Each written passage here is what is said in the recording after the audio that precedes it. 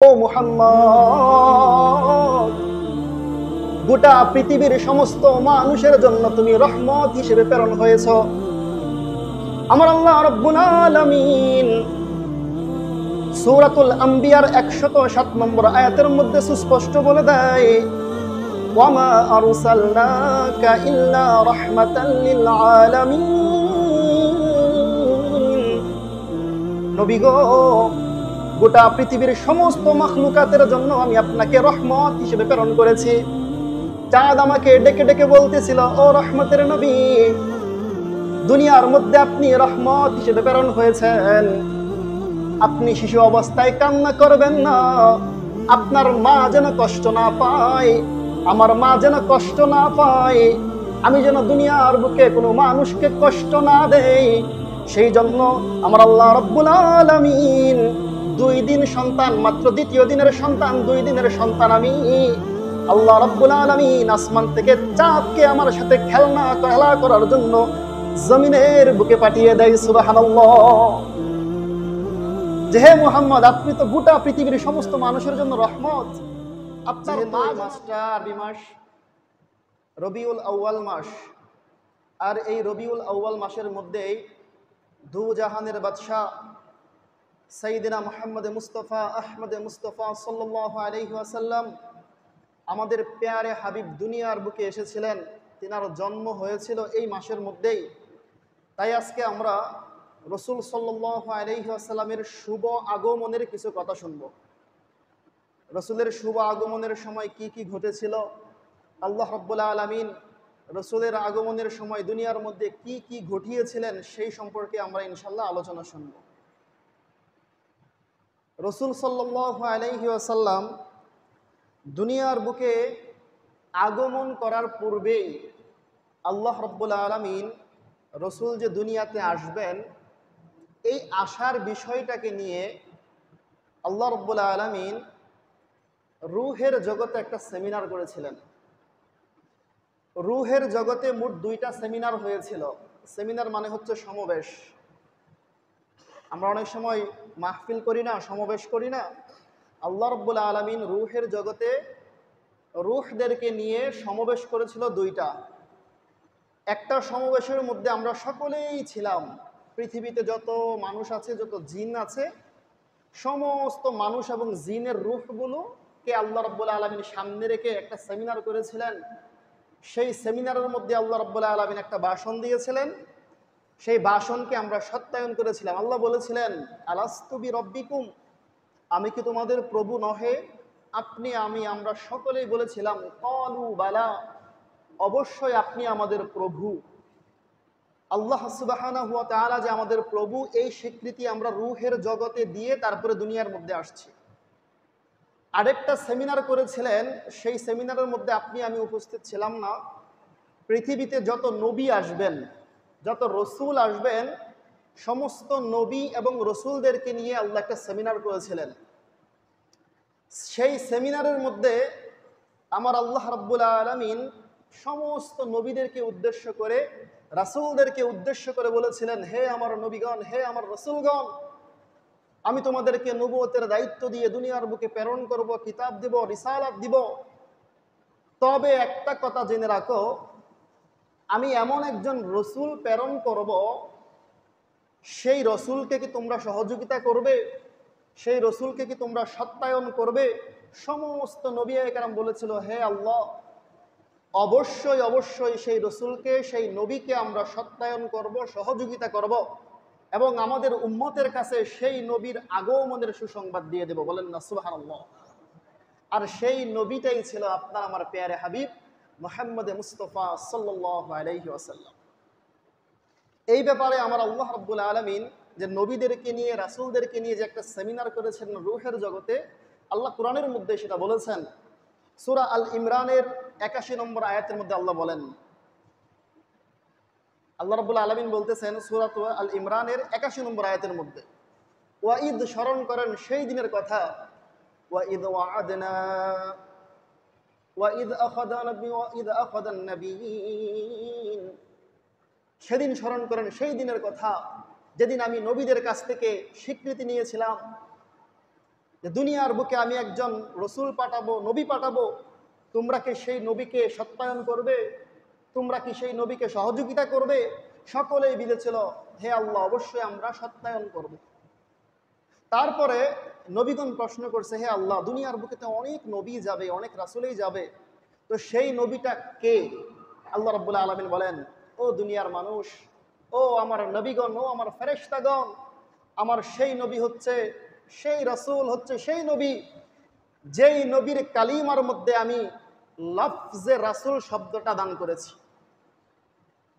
পৃথিবীতে যত নবী আসছে প্রত্যেকের এই নবীদের কালিমা ছিল আলাদা আলাদা। সাইয়েদনা আদম আলাইহিস সালাতু ওয়াস সালামের কালিমা ছিল লা ইলাহা ইল্লাল্লাহ, আদম সফিউল্লাহ। হযরত ইব্রাহিম আলাইহিস সালাতু ওয়াস সালামের কালিমা ছিল লা ইলাহা ইল্লাল্লাহ, ইব্রাহিম খলিফাতুল্লাহ। এরকম ভাবে মুসা আলাইহিস সালাতু ওয়াস সালামের কালিমা ছিল লা ইলাহা ইল্লাল্লাহ, মুসা কালিমুল্লাহ। হযরতে ঈসা আলাইহিস সালাতু ওয়াস সালামের কালিমা ছিল লা ইলাহা ইল্লাল্লাহ, ঈসা রূহুল্লাহ। হযরত ইব্রাহিম আলাইহিস সালাতু ওয়াস সালামের কালিমা ছিল লা ইলাহা ইল্লাল্লাহ, ইব্রাহিম খলিলুল্লাহ, আল্লাহর বন্ধু। তো প্রত্যেকটা নবীর এই কালিমা ছিল আলাদা আলাদা, কিন্তু কোন নবীর কালিমার মধ্যে রসুল শব্দটা ছিল না। আদমের কালিমা লা ইলাহা ইল্লাল্লাহ, আদম সফিউল্লাহ, রসুল শব্দ নাই। ইব্রাহিম আলাইহিস সালাতু ওয়াস সালামের কালিমা লা ইলাহা ইল্লাল্লাহ, ইব্রাহিম খলিলুল্লাহ, তার মধ্যে রসুল শব্দ নাই। মুসা আলাইহিস সালাতু ওয়াস সালামের কালিমা লা ইলাহা ইল্লাল্লাহ, মুসা কালিমুল্লাহ, রসুল শব্দ নাই। ঈসা আলাইহিস সালাতু ওয়াস সালামের কালিমা লা ইলাহা ইল্লাল্লাহ, ঈসা রূহুল্লাহ, তার মধ্যে রসুল শব্দ নাই। কিন্তু আপনার আমার রসুল সাল্লাল্লাহু আলাইহি ওয়াসাল্লামের উপর যে কালিমা দিয়েছেন আল্লাহ রাব্বুল আলামিন, সেই কালিমার মধ্যে আল্লাহ দিয়ে দিয়েছেন লা ইলাহা ইল্লাল্লাহ মুহাম্মাদুর রাসূলুল্লাহ। এই রাসূল শব্দের দ্বারাই আল্লাহ রাব্বুল আলামিন বুঝিয়েছেন, ও দুনিয়ার মানুষ, ও আমার নবীগণ, ও আমার রাসূলগণ, আমি যে বলেছি কাল কিয়ামতের আগে এমন একজন নবী আসবে, সেই নবীকে তোমরা সহযোগিতা করবে, সেই নবীকে তোমরা সাহায্য করবে।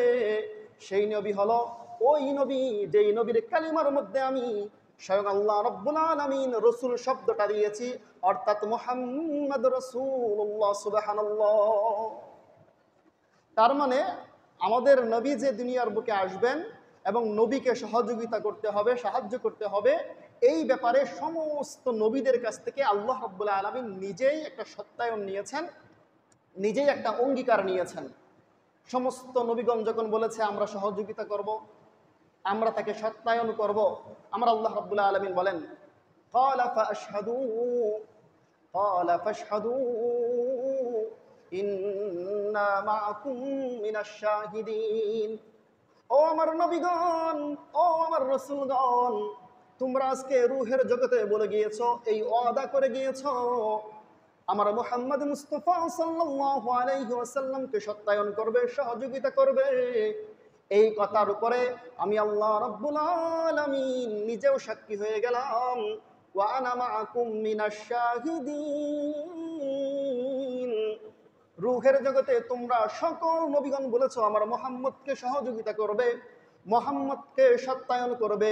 এই কথার উপর স্বয়ং আমি আল্লাহ রাব্বুল আলামিন আজকে তোমাদের উপর সাক্ষী হয়ে গেলাম। সুবহানাল্লাহ।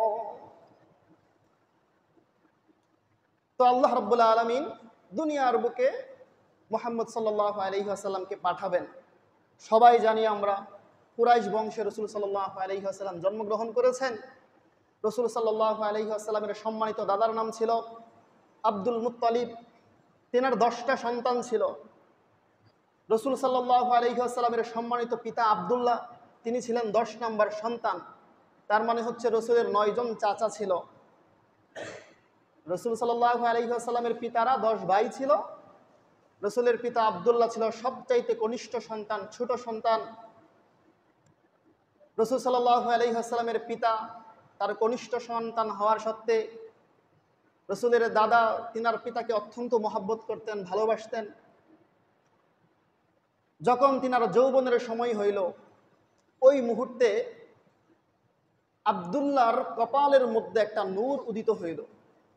এমন একটা নূর, যেই নূর গোটা পৃথিবীর কোনো মানুষের কপালের মধ্যে দেখা যায় না, যেই নূর গোটা পৃথিবীর কোনো মানুষের যুবকের কপালের মধ্যে দেখা যায় না এমন একটা নূর আল্লাহ রাব্বুল আলামিন রসুলের পিতা আব্দুল্লাহর কপালের মধ্যে উদিত করলেন, যার ফলশ্রুতিতে মক্কার সম্ভ্রান্ত ফ্যামিলির নারীরা, মক্কার সম্ভ্রান্ত ফ্যামিলির মেয়ে লোকেরা আব্দুল্লাহকে বিবাহের প্রস্তাব দিতে থাকলো। আব্দুল্লাহর পিতার কাছে, আব্দুল্লাহর ফ্যামিলির কাছে, যে আমরা আব্দুল্লাহকে আমাদের বংশের জামাই বানাইতে চাই।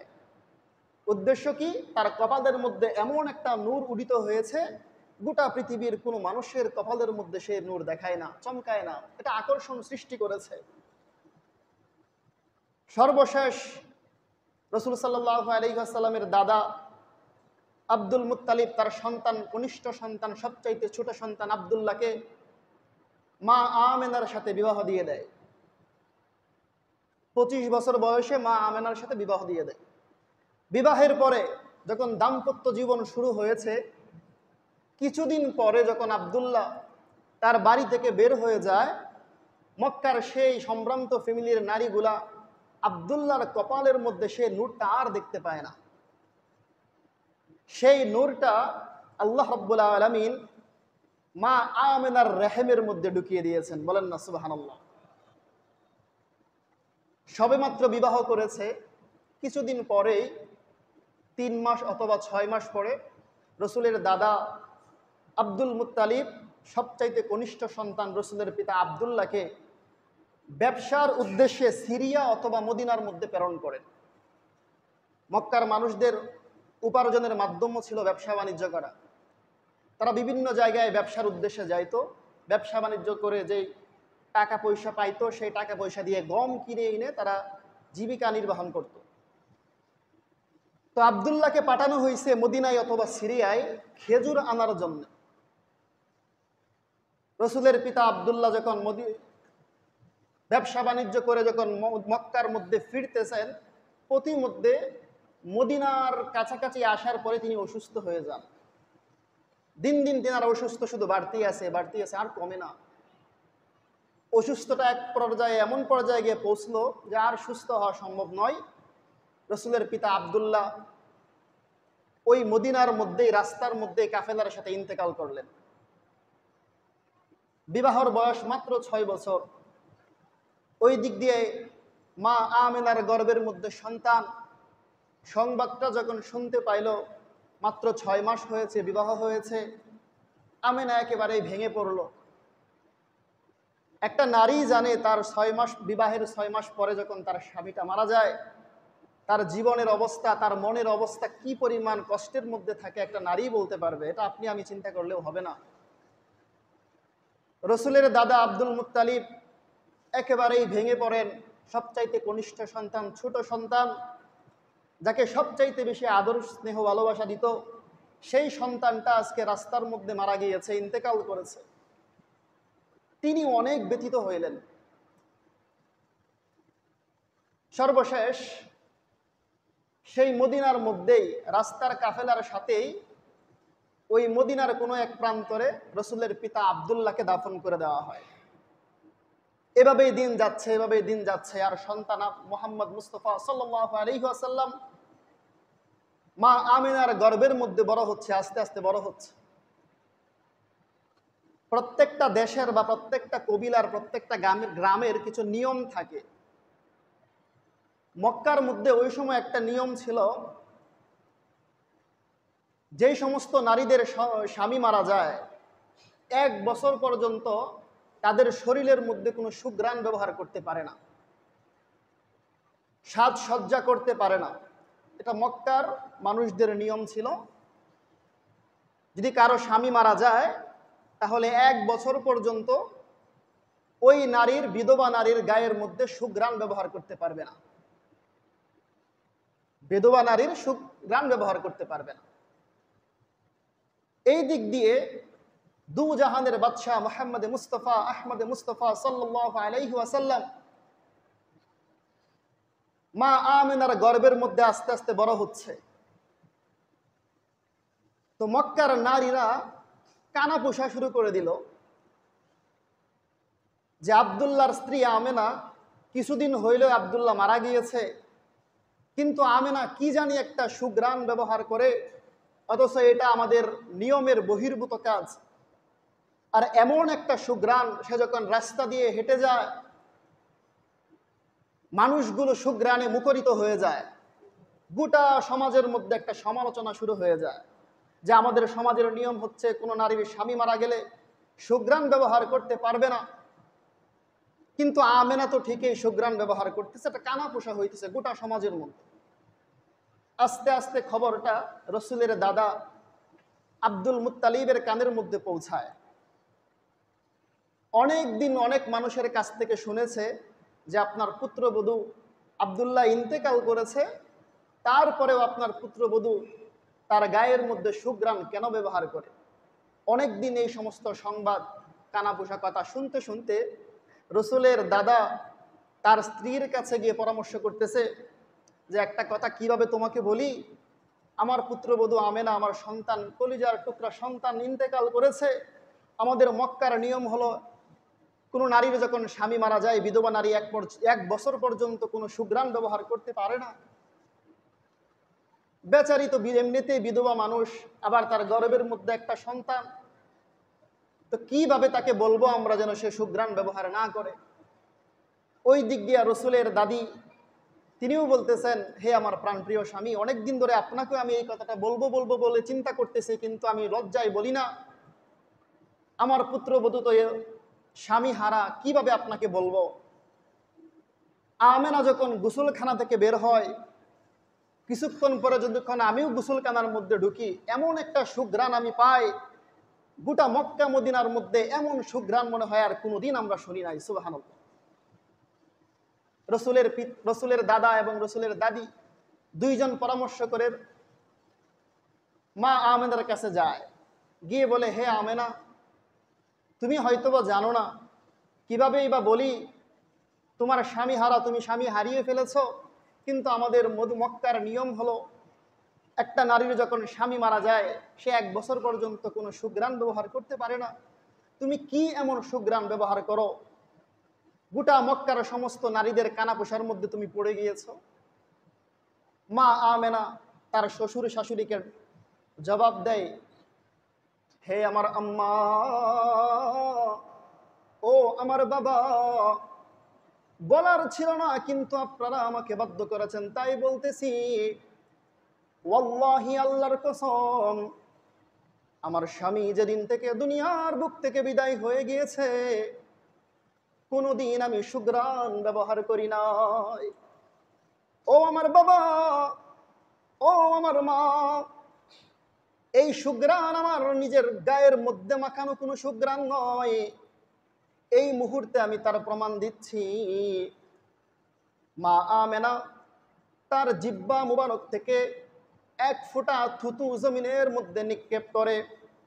জমিনের মধ্যে থুতু নিক্ষেপ করার পর সাথে সাথে সেই থুতু থেকে সুঘ্রাণ ছড়িয়ে গোটা ঘরটাই মুখরিত হয়ে যায়। সুবহানাল্লাহ। মা আমেনা ডাক দিয়ে বলেন, ও আমার পিতা, ও আমার মাতা, আমি যে এই মুহূর্তে থুতু নিক্ষেপ করলাম, আপনারা সুঘ্রাণ পাইতেছেন, এই থুতুর কোনো কারিশমা নাই, এই থুতুর কোনো বরকত নাই। যেদিন আমার গর্ভের মধ্যে আপনার সন্তান আব্দুল্লাহর ঔরসজান সন্তান আমার গর্ভের মধ্যে ধারণ করেছি, সেদিন থেকেই আমার সাথে বিভিন্ন আশ্চর্য রকমের ঘটনা ঘটে যাইতেছে।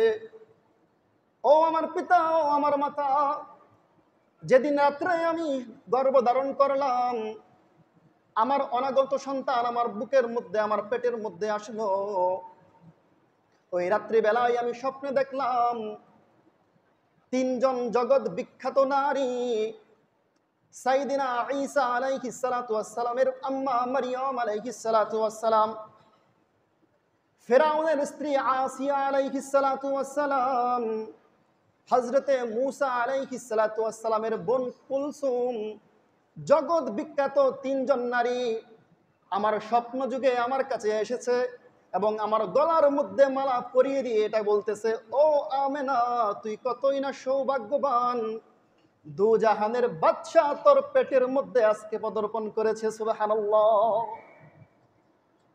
ও আম্মা, ও আমার পিতা, শুধু এখানেই নয়, যেদিন আমার সন্তান আমার বুকের মধ্যে আমার পেটের মধ্যে এসেছে, আপনাদের ঘরের দেয়ালগুলো পর্যন্ত আমাকে উদ্দেশ্য করে সালাম দিয়েছে এবং এই কথা বলেছে, ও আমেনা, দু জাহানের বাচ্চা তোর পেটের মধ্যে আজকে এসে গিয়েছে। সুবহানাল্লাহ। আপনাদের যদি বিশ্বাস না হয়, মক্কার নারীদেরকে জিজ্ঞাসা করতে পারেন, মক্কার মেয়েদেরকে জিজ্ঞাসা করতে পারেন, যখন আমি কুয়ার কাছে পানি আনতে যাইতাম, কুয়ার কাছে যাওয়ার পর কুয়ার নিচের পানি গনগন করে সনসন করে উপর দিকে উঠে আসতো, এমন ডেকে ডেকে বলতো, ও আমেনা, দু জাহানের বাদশা তোমার পেটের মধ্যে আছে, তুমি কষ্ট করে কেন পানি নিতে আসলা? আজকে যদি আমাদের কেউ অর্ডার করতা, নির্দেশ দিতা, আমরা পানি গিয়ে তোমার ঘরের মধ্যে তোমার কলস ভরে দিতাম। সুবহানাল্লাহ। মা আমেনা আরো ডাক দিয়ে বলেন, ও আমার পিতা, ও আমার মাতা, মক্কার সেই সমস্ত নারীরা আমাকে জোর করতে বলতো, ও আমেনা, তুমি এই কুয়ার কাছ থেকে চলে যেও না, যতক্ষণ পর্যন্ত তুমি কুয়ার পাশে দাঁড়িয়ে থাকবে, কুয়ার পানিগুলো কুয়ার উপরে থাকবে, তুমি চলে গেলে পানি আবার নিচের দিকে চলে যাবে। ও আমেনা, তোমার কলসটা আমরা ভরে দেব, পানি ঘরের মধ্যে পৌঁছিয়ে দেব, তদুপরি আমাদের কলসগুলো ভরার আগ পর্যন্ত তুমি চলে যেও না। সুবহানাল্লাহ। এইভাবে মা আমেনা তার শ্বশুর শাশুড়িকে বলতেছে, এটা আমার কোনো কিছুই না, আমার স্বামী ইন্তেকাল করার পর থেকে কোনোদিন আমি সুঘ্রাণ ব্যবহার করি নাই, এটা হচ্ছে আমার গর্ভে যে সন্তান আছে, এই সন্তানের বরকত, আমার সাথে এই এই আশ্চর্য কাহিনী ঘটতেছে। মা আমেনা আরো বলে, হে আমার পিতা, হে আমার মাথা, শুধু তাই নয়, আমি যখন মরুভূমির উত্তপ্ত বালুর উপরে পা রাখি, উত্তপ্ত বালুগুলো সাথে সাথেই ঠান্ডা হয়ে যায়। সুবহানাল্লাহ। তো এইভাবে যখন বুঝাইতেছে, তখন রসুলের পিতা বুঝলো, আসলেই আমার যে অনাগত নাতি আসতেছে দুনিয়ার বুকে, সে কোনো সাধারণ কোনো মানুষ নয়, অবশ্যই আল্লাহ রাব্বুল আলামিন তার মাধ্যমে বিশেষ কিছু ঘটাবেন, তার আগাম আমাদেরকে সংবাদ দিচ্ছেন। বলেন না সুবহানাল্লাহ। তো এইভাবেই দিন যাচ্ছে, দিন যাচ্ছে। যেহেতু আব্দুল মুত্তালিব একজন বড় নেতা ছিল, মক্কার কাবা শরীফের সংরক্ষণের দায়িত্ব তিনার কাছে ছিল এবং হাজী সাহেবদেরকে পানি বন্টন করার দায়িত্বটাও তাদের হাতেই ছিল।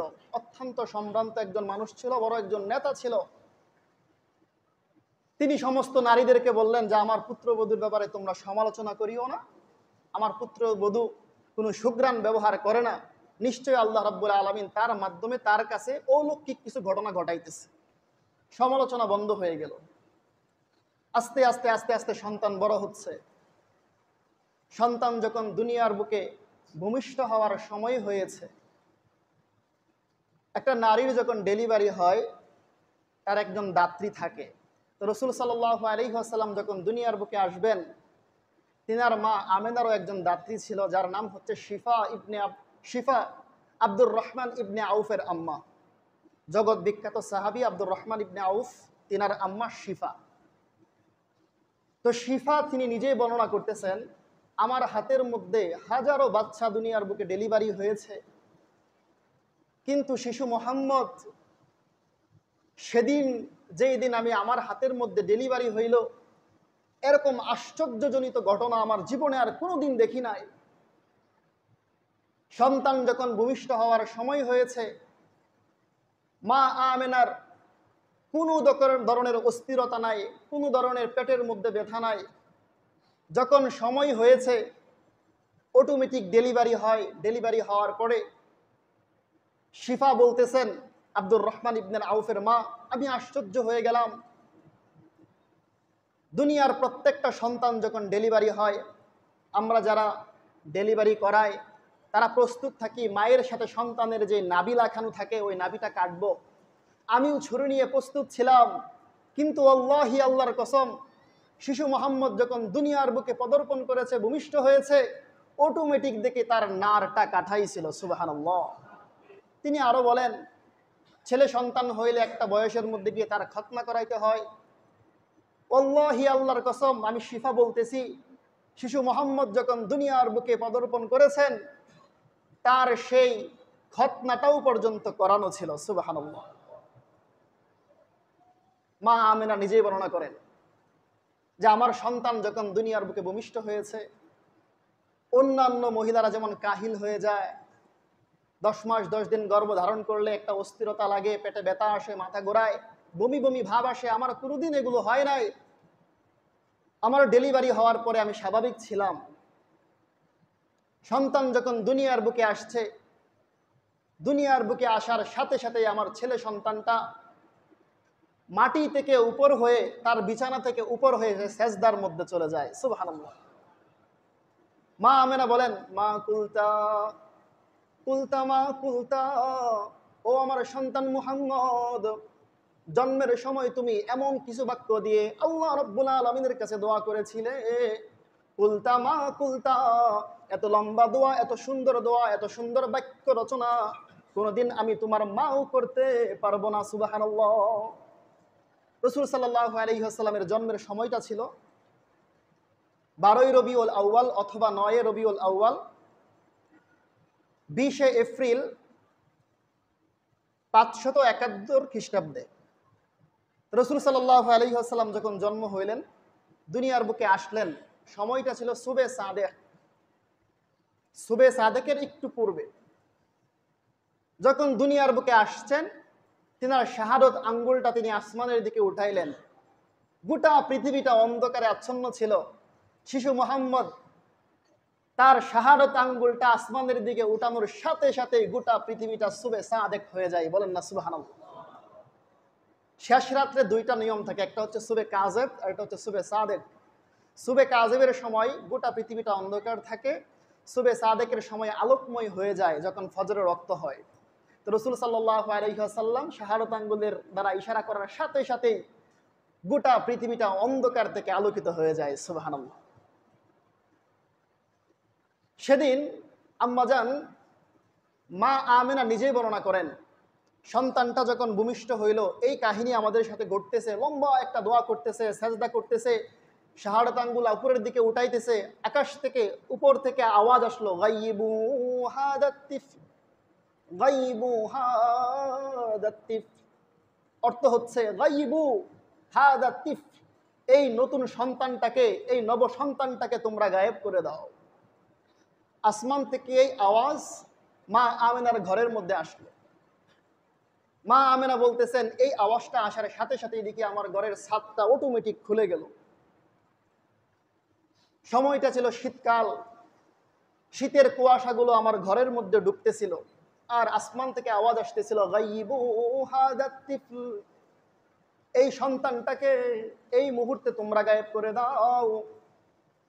তুফু মাশারিকাল আরদি ওয়া মাগারিবুহা, দুনিয়ার পশ্চিম থেকে এবং পূর্ব থেকে পশ্চিম গোটা পৃথিবীটাকেই এই শিশু সন্তানটাকে তোমরা ভ্রমণ করিয়ে দাও। সুবহানাল্লাহ। আমার আল্লাহ রাব্বুল আলামিন ফেরেশতাদেরকে ডাক দিয়ে বলেন, ও আমার ফেরেশতারা, আমার মুহাম্মদ মুস্তাফা সাল্লাল্লাহু আলাইহি ওয়াসাল্লাম দুনিয়ার বুকে পদার্পণ করেছে, দুনিয়ার বুকে গিয়েছে। 1 মিনিটের সন্তান 2 মিনিটের মাথায় যেন গোটা পৃথিবীর কোনো মাখলুকাত না বলতে পারে এই সন্তানকে আমরা চিনি না, এই নবজাত শিশুকে আমরা চিনি না। এই জন্য গাইবু হাদাতিফ, এই সন্তানটাকে এই মুহূর্তে তার ঘর থেকে গায়েব করে দাও। তুফু মাশারিকাল আরদি ওয়া মাগারিবুহা, দুনিয়ার পশ্চিম থেকে পূর্ব, পূর্ব থেকে পশ্চিম, ডান থেকে বাম, গোটা পৃথিবীটাকে একটা চক্কর দিয়ে দাও। সুবহানাল্লাহ। ঠিক এই ফেরেশতাদের মাধ্যমে রাসূল সাল্লাল্লাহু আলাইহি ওয়াসাল্লামকে গোটা পৃথিবীটাকে 1 মিনিটের মাথায় ভ্রমণ করানো হয়েছিল। ভ্রমণ করানোর পরে মায়ের সন্তান মায়ের কোলে আবার ফেরত দেওয়া হয়েছে। অতঃপর আসমান থেকে আবার আওয়াজ আসতেছে, আরিজু আলাইহি কুল্লা রুহানি, আরিজু আলাইহি কুল্লা রুহানি মিনাল জিন্নি ওয়াল ওয়াহশি ওয়াত তায়র। আসমান থেকে আবার আওয়াজ আসলো, এই 2 মিনিটের শিশু সন্তানের সিনার মধ্যে হে ফেরেশতারা দুনিয়ার যত ইলম আছে, দুনিয়ার যত জ্ঞান আছে, সমস্ত জ্ঞান তোমরা তার সিনার মধ্যে ঢুকিয়ে দাও। সুবহানাল্লাহ। মিনাত তয়রি, পাখির বলার জ্ঞান, পাখির ভাষা যেন সে বুঝতে পারে। ওয়াল জিন্নি, জিনের ভাষাও যেন সে বুঝতে পারে। এমনকি গোটা পৃথিবীর যত মাখলুকাত আছে, সমস্ত মাখলুকাতের ভাষা যেন সে বুঝতে পারে, এই জ্ঞান তার সিনার মধ্যে ঢুকিয়ে দাও। সুবহানাল্লাহ।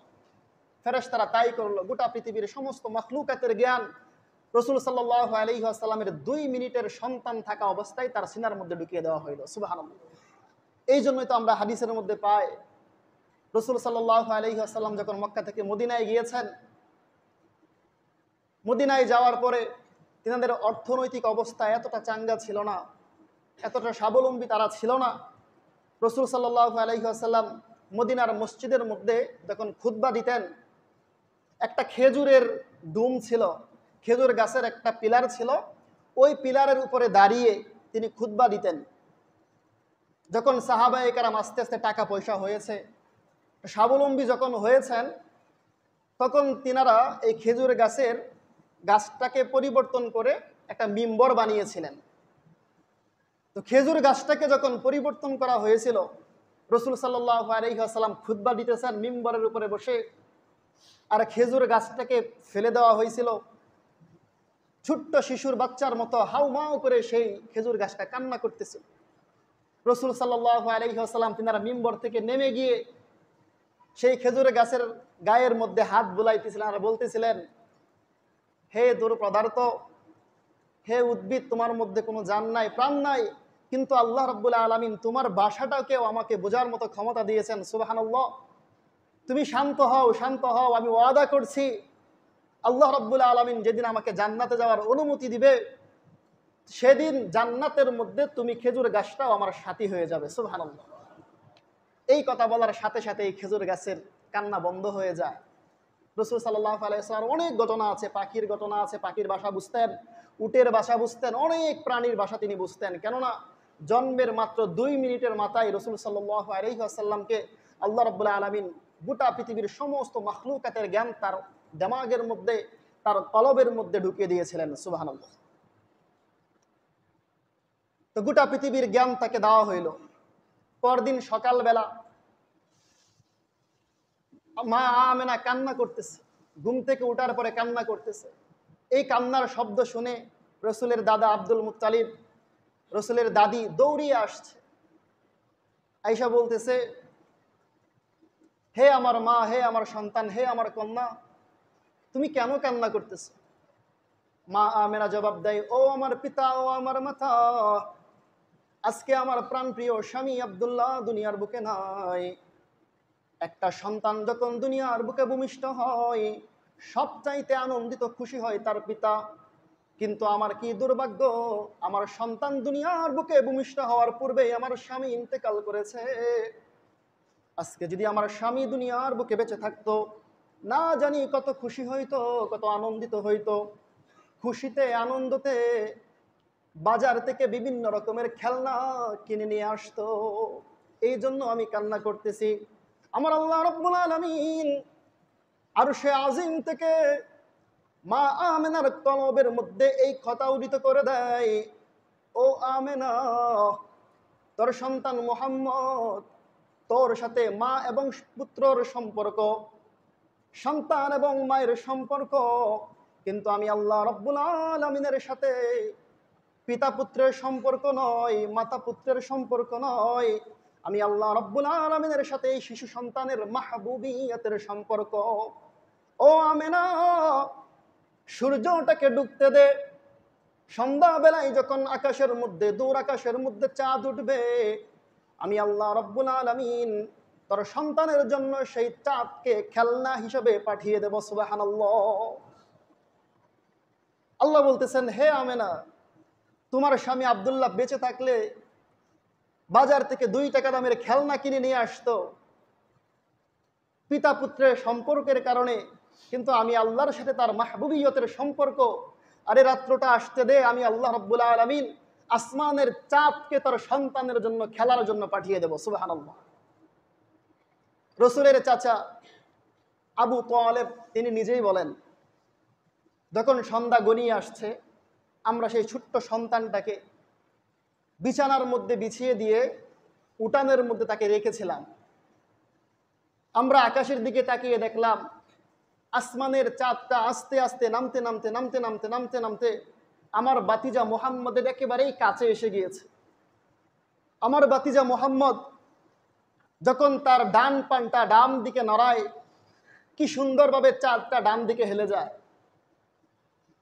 আমার বাতিজা মোহাম্মদ বাম পাটা যখন বাম দিকে নড়ায়, কি সুন্দর চাঁদটা বাম দিকে সরে যায়। আর শিশু মোহাম্মদ এই চাঁদের দিকে তাকিয়ে থাকে, মুস্কি মুস্কি হাসতে থাকে। সুবহানাল্লাহ। বদরের যুদ্ধের পরের দিন, যখন বদরের যুদ্ধের মধ্যে মুসলমানরা বিজয় হইল,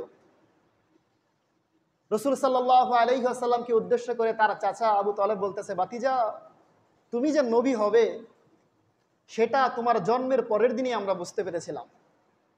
রাসূল জিজ্ঞাসা করলেন, চাচা যান, আপনি কিভাবে বুঝতে পেরেছেন আমি যে নবী হব ভবিষ্যতে? তো চাচা বলতেছে, শিশু মোহাম্মদ, বাতিজা আমার, জন্মের পরের দিন সন্ধ্যাবেলায় আমরা আসমানের দিকে তাকাইলাম আর চাঁদটাকে দেখলাম আস্তে আস্তে নামতে নামতে নামতে নামতে তোমার পায়ের কাছে এসে গিয়েছে। তোমার পা ডান দিকে নড়লে চাঁদ ডান দিকে নড়ে, তোমার বাম পা বাম দিকে নড়লে বাম দিকে চাঁদ নড়ে। ওই দিনই আমরা বুঝতে পেরেছিলাম তুমি ভবিষ্যতে তুমি কিছু একটা হবে, অবশ্যই নবী হওয়ার আলামত। রাসূল তার চাচাকে বলতেছিলেন, চাচা যান, আপনি কি জানেন সেদিন চাঁদ আমাকে কি বলতেছিল? সেদিন চাঁদ আমাকে ইউগান্নিনি গান শোনাইতেছিল আর বলতেছিল, ও মুহাম্মদ, গোটা পৃথিবীর সমস্ত মানুষের জন্য তুমি রহমত হিসেবে প্রেরণ হয়েছ। আমার আল্লাহ রাব্বুল আলামিন সূরাতুল আম্বিয়ার 107 নম্বর আয়াতের মধ্যে সুস্পষ্ট বলে দেয়, ওয়ামা আরসালনাকা ইল্লা রাহমাতাল লিল আলামিন। নবী গো, গোটা পৃথিবীর সমস্ত মাখলুকাতের জন্য আমি আপনাকে রহমত হিসেবে প্রেরণ করেছি। চাঁদ আমাকে ডেকে ডেকে বলতেছিল, ও রহমতের নবী, দুনিয়ার মধ্যে আপনি রহমত হিসেবে প্রেরণ হয়েছেন। আপনি শিশু অবস্থায় কান্না করবেন না, আপনার মা যেন কষ্ট না পায়, আমার মা যেন কষ্ট না পায়, আমি যেন দুনিয়ার বুকে কোনো মানুষকে কষ্ট না দেই, সেই জন্য আমার আল্লাহ রাব্বুল আলামিন 2 দিন সন্তান, মাত্র দ্বিতীয় দিনের সন্তান, 2 দিনের সন্তান আমি আল্লাহ রাব্বুল আলামিন আসমান থেকে চাঁদকে আমার সাথে খেলা করার জন্য জমিনের বুকে পাঠিয়ে দেয়। সুবহানাল্লাহ। যে হে মুহাম্মদ, আপনি তো গোটা পৃথিবীর সমস্ত মানুষের জন্য রহমত, আপনার মা যেন আপনার কান্নার কারণে কষ্ট না পায়, চাচা যান, এই জন্য আল্লাহ রাব্বুল আলামিন চাঁদকে আমার সাথে খেলা করার জন্য আমার কাছে পাঠিয়ে দিয়েছিল। সুবহানাল্লাহ। সময় একেবারেই স্বল্প, এজন্য আমরা পুরো আলোচনা করতে পারি নাই। ইনশাআল্লাহ আগামী সপ্তাহেও আমরা রাসূল সাল্লাল্লাহু আলাইহি ওয়াসাল্লামের শুভ আগমনের ব্যাপারে কোরআন হাদিসের মধ্যে কি কি আছে, কি কি অলৌকিক ঘটনা ঘটেছিল, ইনশাআল্লাহ আমরা শুনবো। যতটুকু শুনলাম, আল্লাহ রাব্বুল আলামিন যেন এই কাহিনীগুলোর মাধ্যমে, এই ওয়াকিয়াগুলোর মাধ্যমে রসুলের প্রতি আমাদের পুরাপুরি মহাব্বত আমাদের হৃদয়ের মধ্যে আল্লাহ দান করেন, সেই তৌফিক দান করেন। সকলে বলে আমিন। ওয়া আখিরি দাওয়ানা আলহামদুলিল্লাহি রাব্বিল আলামিন। যারা সুন্নাত পড়ে নাই সুন্নাত পড়ে নেই।